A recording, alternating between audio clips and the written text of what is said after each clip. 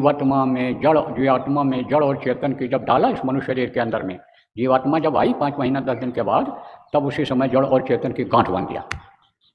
अब कहोगे जड़ और चेतन किसको कहते हैं? जड़ उसको कहते हैं जो अपनी इच्छा से दूसरी जगह आ जा न सके। जैसे ये पेड़ है, पहले छोटा पौधा था, तो चाहे पौधा हो चाहे पेड़ हो, अपनी इच्छा से एक जगह से दूसरी जगह जा नहीं सकता है, अपनी इच्छा से नहीं जा सकता, छोटा ही पौधा क्यों न हो। लेकिन जब उसको उखाड़ के ले जाओगे, दूसरी जगह लगाओगे, तभी वो जा पाएगा।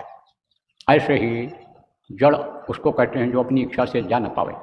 चेतन किसको कहते हैं? जो अपनी इच्छा से जहाँ चाहे आवे जाए, वो है चेतन। तो चेतन और जड़, इसकी गांठ कब पड़ी, कैसे पड़ी, आपको बता दें।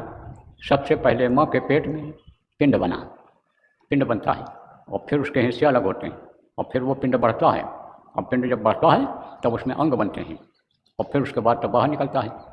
तो यानी पिंड जब तैयार हुआ और अंग जब यानी समझो कि अलग अलग हिस्से जब हो गए और वो जो ऐसा बढ़ा, तब वो एक सुराख उसमें पतली होती है, छिद्र जिसको कहते हैं, वो उस मसाले से भर नहीं पाता है, वो सुराख रहता है, उसी से जीवात्मा डाली जाती है, उसी से प्रवेश करती है, जिससे शरीर चल रहा है। और जब आखिरी वक्त आता है तब उसी सुराख से निकलती है। साधना जब साधक करता है तब उसी सुराख से आगे निकलता है, ऊपरी लोकों में जाती है, परम प्रकाश धाम में जाती है जीवात्मा। तो जब ये पिंड था तब समझो कि जड़ था, और जब जीवात्मा डाली गई तब बच्चा पेट में घूमने लग गया, चलने लग गया।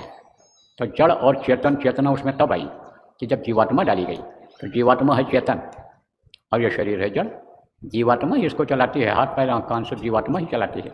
और जीवात्मा अभी अगर निकल जाए तो जड़ हो जाएगा। ये अपने आप उठ नहीं सकता, बोल नहीं सकता, इंसान देख नहीं सकता, कुछ कह नहीं सकता है।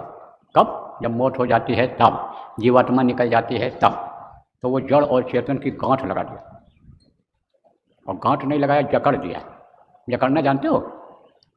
एक तो होता है बांधना, जैसे जानवर को रस्सी से बांध देते हैं और जब चाहते हैं खोल देते हैं।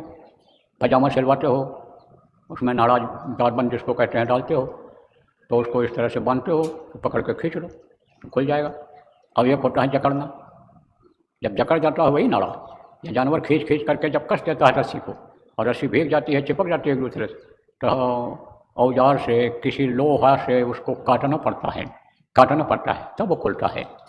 इसी तरह से जकड़ दिया अंदर में कि निकल ना पावे, एकदम से जकड़ दिया है कि यह जल्दी से खुल ना पावे, निकल ना पावे। अब समय जब पूरा हुआ और बाहर जब निकले तो वो गांठ वैसे की वैसी बनी रही, और अब भी बनी हुई है।